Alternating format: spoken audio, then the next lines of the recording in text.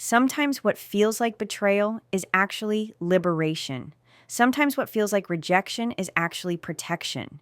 And sometimes when someone tells you, if you're not happy, maybe you should leave, it's not an insult, it's confirmation. This is my story of how being called toxic by my boss, something that at first felt like a wound, became the sign that it was time to walk away and step into something better. Part 1: The Breaking Point. Storytelling about the confrontation with your boss. The word toxic repeated, how it landed emotionally, how coworkers betrayed your trust by running to leadership. Show the sting of it, but keep the pacing so listeners feel they're right there with you. Part 2: The Shock and Reflection. Share the inner dialogue. Am I really toxic?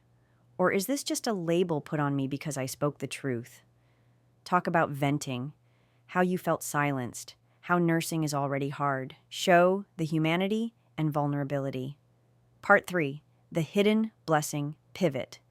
But then I remembered I had already been thinking of transferring. I had already felt the nudge, and her repeating those words 4 times, if you're not happy, maybe you should leave, was not an accident. It was a divine echo.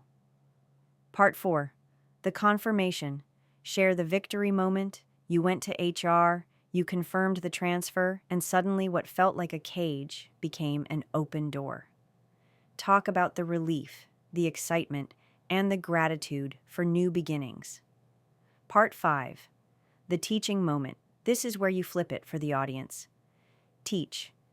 If you've been betrayed, dismissed, or called something ugly, maybe it's not your ending.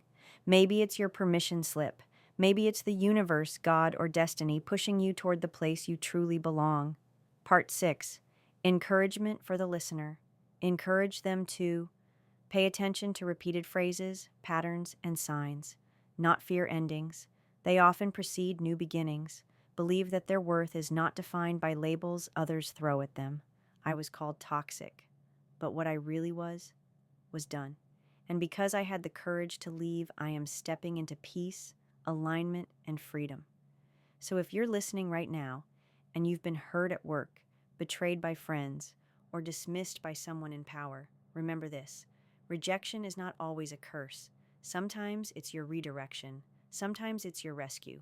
Repeat with me: what ended was never meant for me. What's next is better, and so it is.